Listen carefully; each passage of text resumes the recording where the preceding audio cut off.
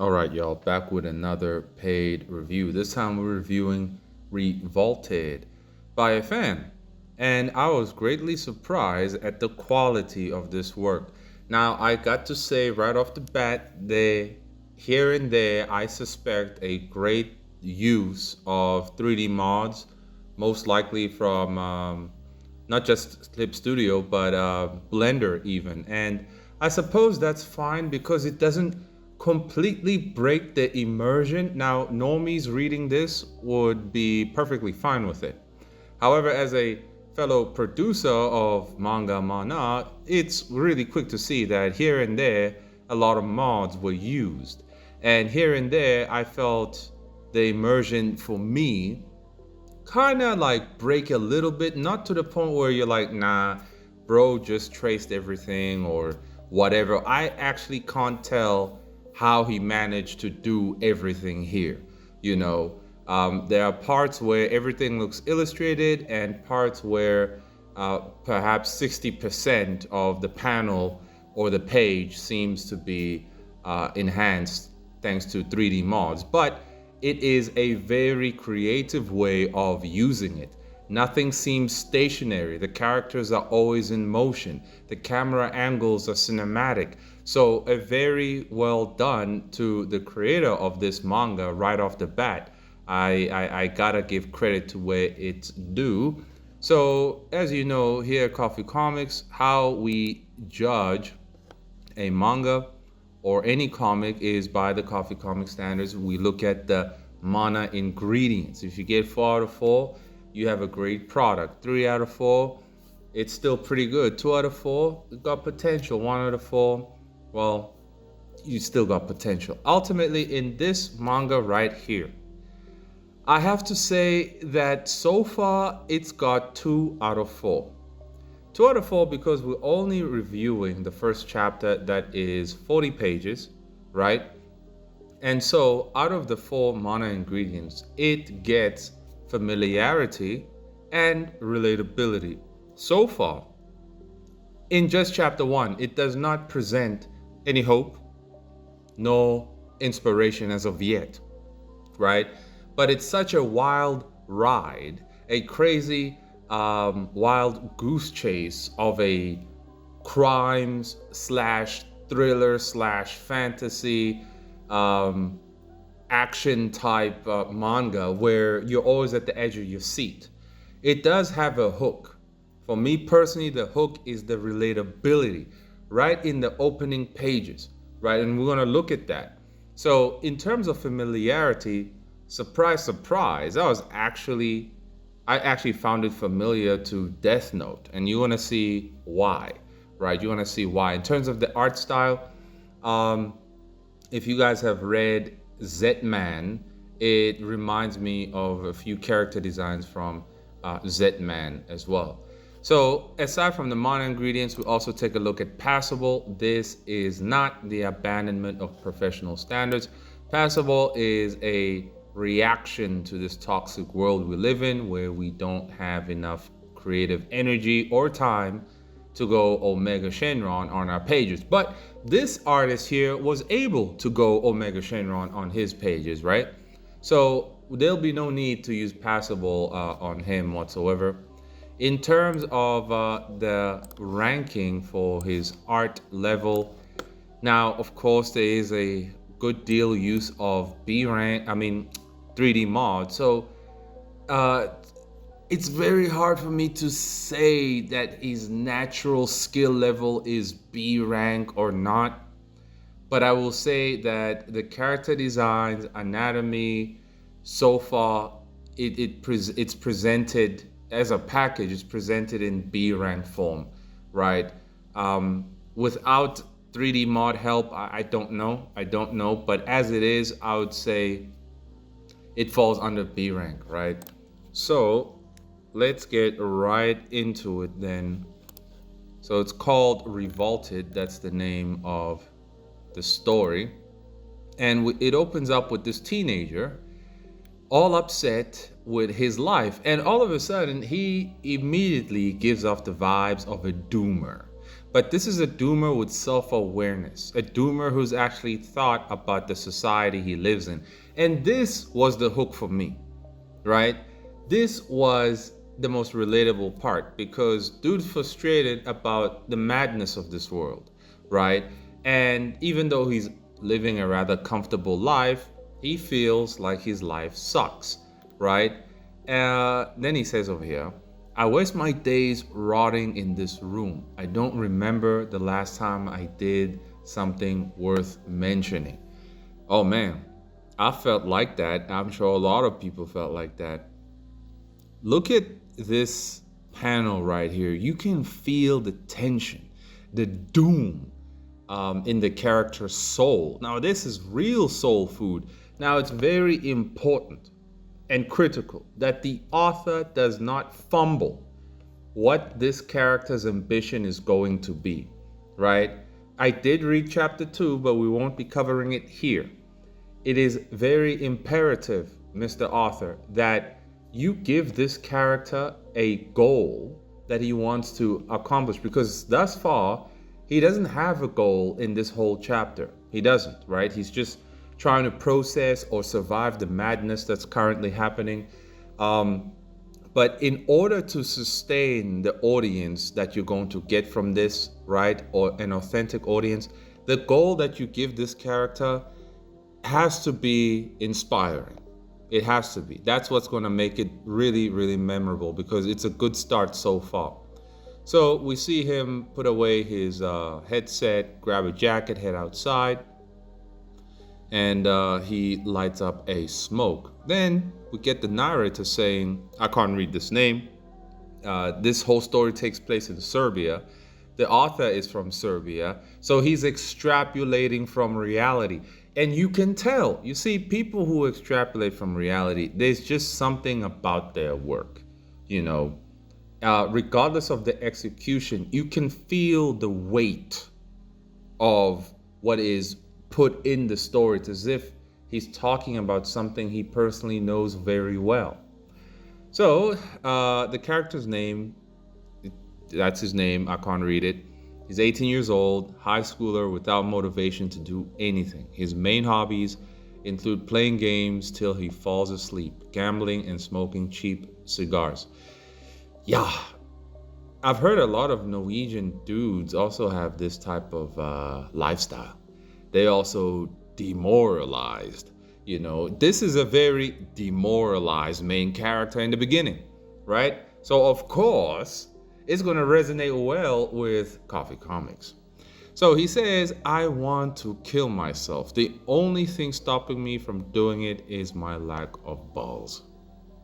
Most people live ordinary lives trapped in boring routines that do not deviate from established norms. This is deep, y'all. And notice how it is not just the words being said, but the author makes sure to put a scene of a boring routine style life, working in a capsule type office room over there, clicking buttons, doing BS jobs, right? So again, another true extrapolation from reality. They eventually realize that they have wasted their whole lives trying to fit in. The only thing they craved all their lives was wealth. Their obsession with money replaced any personal dreams. In essence, they have become a faceless, greedy being. You know, recently, before I read this manga, I was talking to somebody, a grandpa I know, and in a way, he spent his whole life trying to secure the bag so that his retirement would be great, right? But what happened? COVID happened, wiped out a lot of his wealth, and somebody in his family also was the cause of wiping out more of his wealth. And I just learned right then and there that, damn, so many humans really do spend their time pursuing security and saving money that is then taken from them by the government or their own families, instead of actually trying to live according to the inner man, right? As it says here, their obsession with money replaced any personal dreams, right? The only way to know your dream is to have a good relationship with your inner man. And unfortunately, this grandpa I'm talking about, he has an idea now of his inner man, but it's too late to really act on it because now in his old age, he has to work instead of retiring because his money got taken. So, yeah, running around to secure the bag doesn't actually secure anything. It doesn't guarantee anything.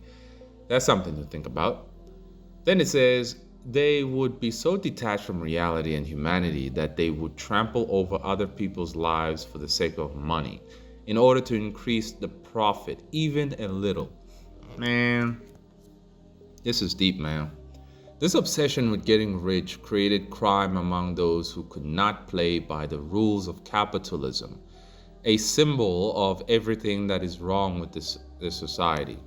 Well, yeah, capitalism ain't perfect, but as I say, monopolies is what's actually ruining everything.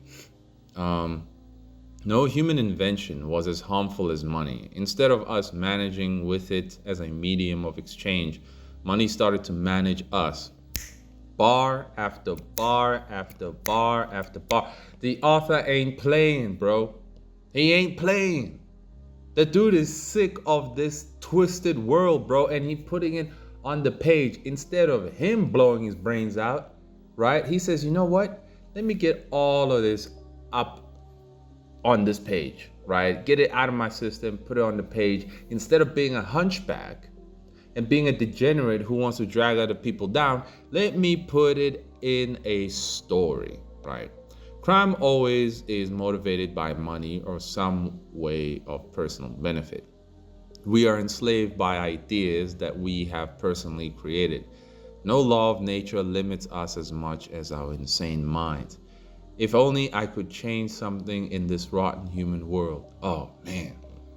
Now everybody who has a soul has felt like this. Those who have lost their souls because of whatever reason, such as the hunchbacks, they can't relate to this. They'll be like, "Oh, that's generic."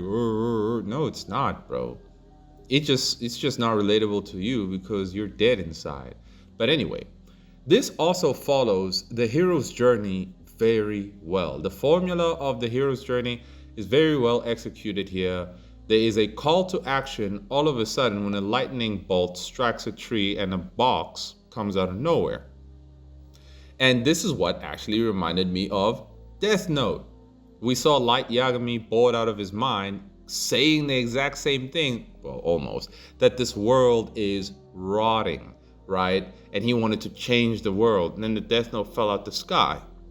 And this box falls out of the sky. He notices, picks it up, calls the police, calls the fire department because the tree's on fire. And he opens it to see a gun, right? It's a cool looking gun. But you see that 3D action over there? Yeah. And this part here, the face here kind of threw me off as to like, man, bro, I really wonder how you executed everything, honestly, like how you drew everything start to finish. Unfortunately, we have to be skeptical in the world of AI, but there's a great deal of consistency here that no, I don't believe he used AI at all. But at the end of the day, we're always going to be raising an eyebrow these days because that's just the world we live in, right? So he takes the gun, puts it in the pocket. Fire department comes along and starts talking smack that, oh, you're just a random kid calling us for such a small fire, yada, yada, yada. And you see this panel here, the perspective is really weird. This is the part where I would suspect the 3D mods, because the horizon line, it's over there, but it's something's off. Okay, something just looks off with the perspective. But whatever. So he then says to himself, it's no wonder that our society is in a broken state when crusty old farts like you have any authority. So we see a nice crow over there, and we know that symbolizes an omen, right? Oh, he even says that, usually a bad sign. There was no need, bro. We would have gotten it. Well, some of us. So, dude walks in back to his house. Then he complains about the stupid history report that he has to do, saying he doesn't actually give a damn about it. He especially doesn't care about the opinion of the frustrated history professor. Then he yells at himself that he needs to start doing it, start working on it, and so he begins. Late at night, here comes a burglar. Son of the factory owner lives in this house. Then he busts in the door. The main character realizes that there's somebody in, right? Grabs the gun and catches the dude red-handed. And then the guy says, I can explain. I swear. Like, dude, explain what exactly? Why you got a crowbar and gloves and a mask in my house at night? I don't think so. There's nothing to explain here, you moron. Die human trash. Now, the fact that the dude just pulled the trigger like that, usually I would have been like, oh man, what kind of hero is this, right? But he was not presented as a hero. He was presented as a normal guy, sick of being alive and sick of all the human waste and leeches in this world.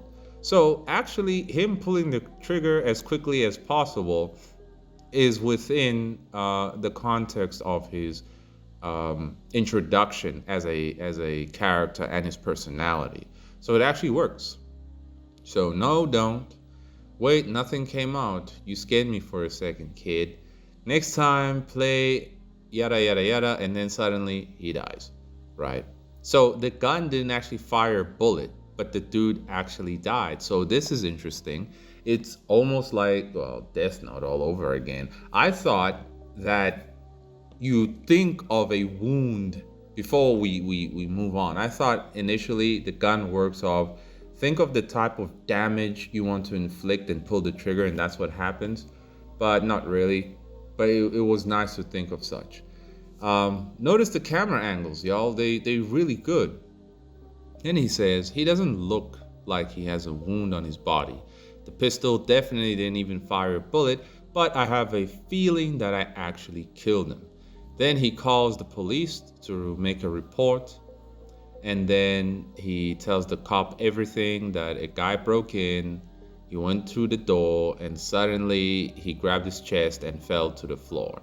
Now, of course, there's no evidence that he was shot, so his story totally checks out. Lucky for him. There are so many things I need to check, but I'm just so tired. Bro is beat. The next day, we see him running to class. And he says here, facility for mass systematic indoctrination. What a wonderful place. And that's exactly what school has become right now. They got all kinds of hussies as teachers right now. You should see the hussy teachers here in South Africa, man. All kinds of big booty Lakeishas and Notandos running around, bro. And you're like, what is this big booty female wearing a tight dress teaching mathematics? It don't make no sense, bro. Right? But whatever. Dudes, some people just pull up for the booty. Forget what is actually on the board. But anyway, you're half an hour late. Sit down before I write you down. It's strange that I missed you. Okay, anyways.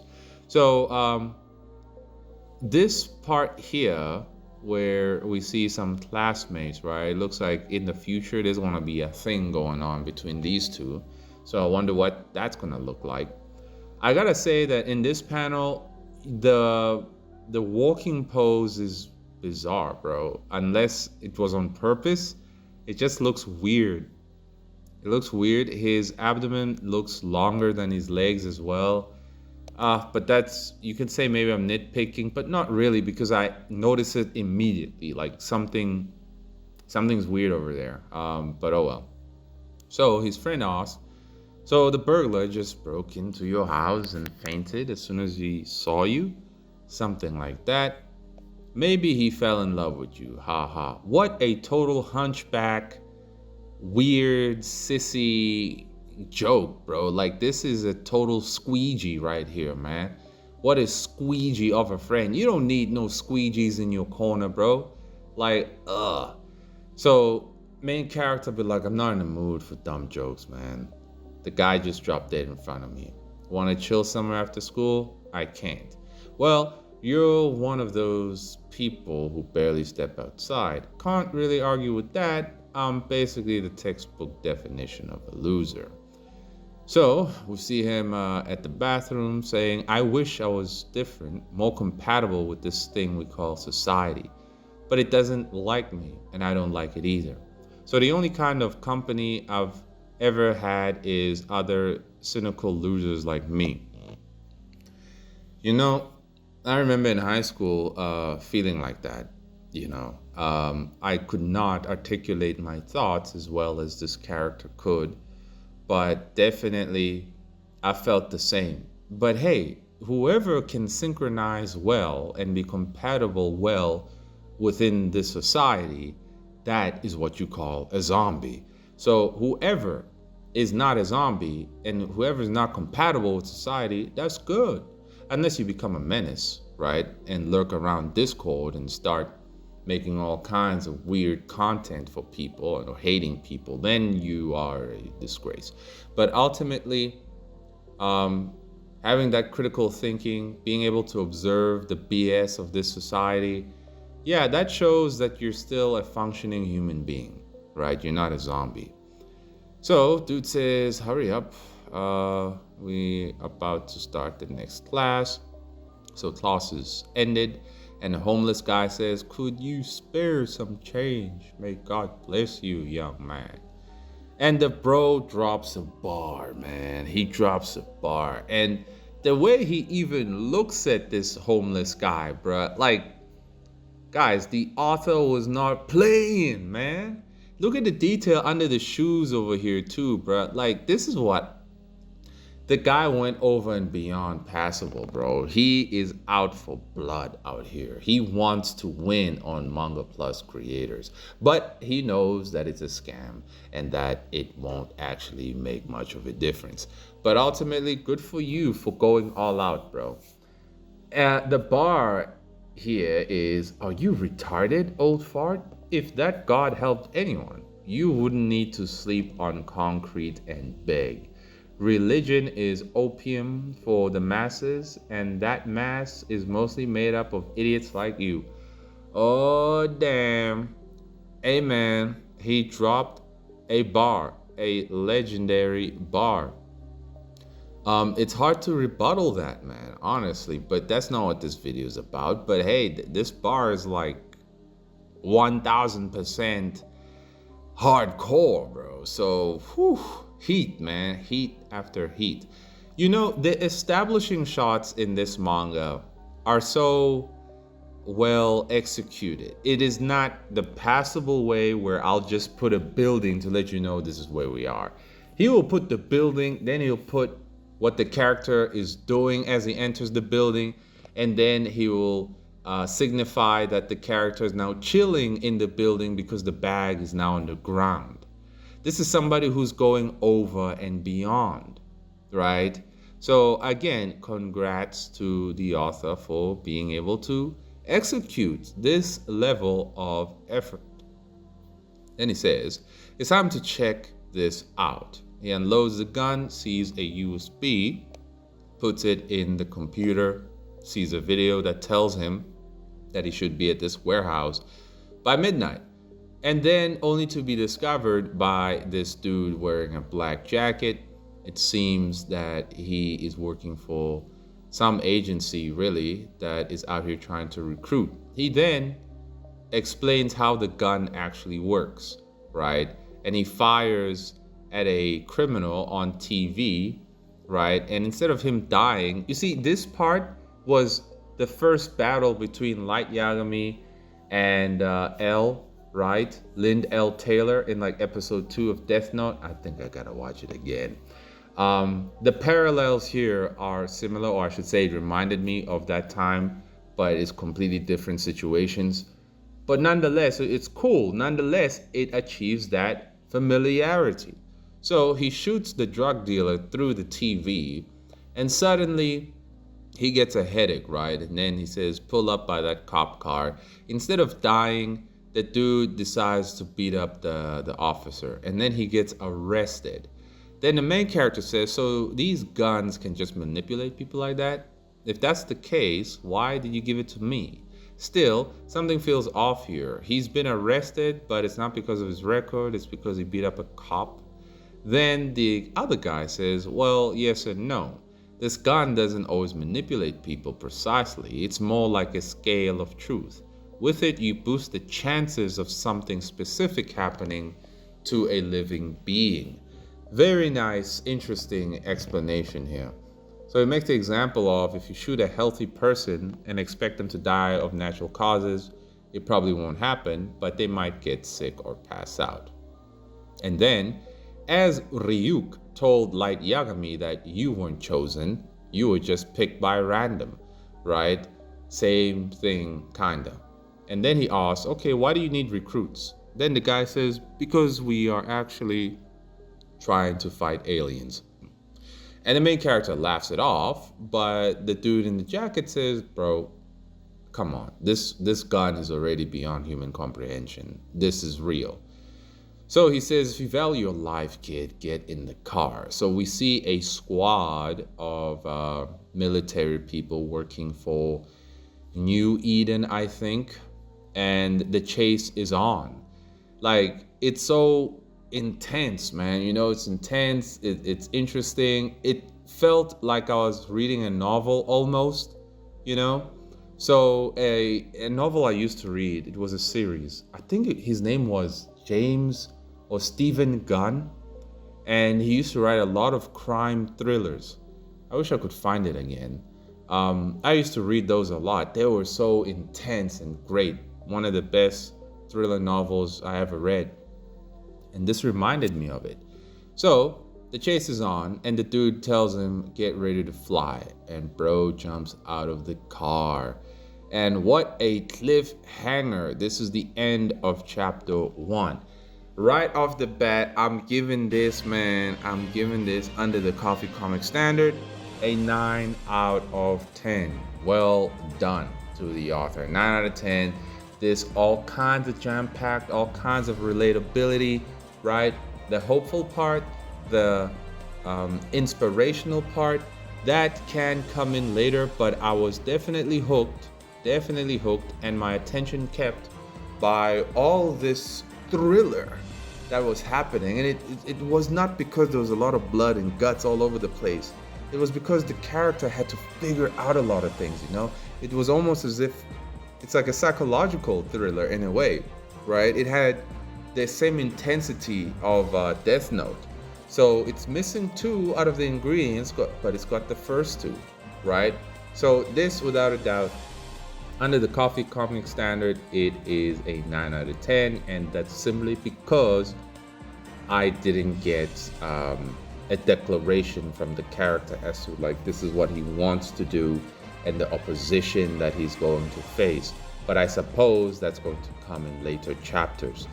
But again, very, very good product, bro. You got to continue this, turn this into a volume. And yeah, this is very good. Just make sure that the dream or whatever goal the main character has is actually realistic and grounded within the context of and vibe of this story, right? It cannot be out of pocket, like suddenly he wants to be Hokage or the king of Serbia. No, let it be realistic. I can guess, you know, because as to what he could say and how this organization of alien fighters is trying to recruit him, that maybe he'll be like, hey, maybe this is what I've been waiting for, doing something that actually means something, and so on. But that would be a bit generic, especially since he kind of doesn't like people, you know? He doesn't like society, so why would he fight to protect society? That would mess a lot of things up. So think very hard about it, bro, as to like how you gonna go about this, you know. But so far, It's a very good start, 9 out of 10. And yeah, y'all want a review? It's $40 per chapter. A chapter is 15 to 25 pages. I don't know why people keep asking me in the comments, man. I always say it like 5 million times. It's $40 for 15 to 25 pages. If you've got more than 25 pages, it's another $40, bro. That should be simple to understand. But that's it for now.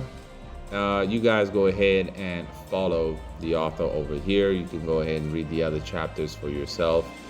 Until next time.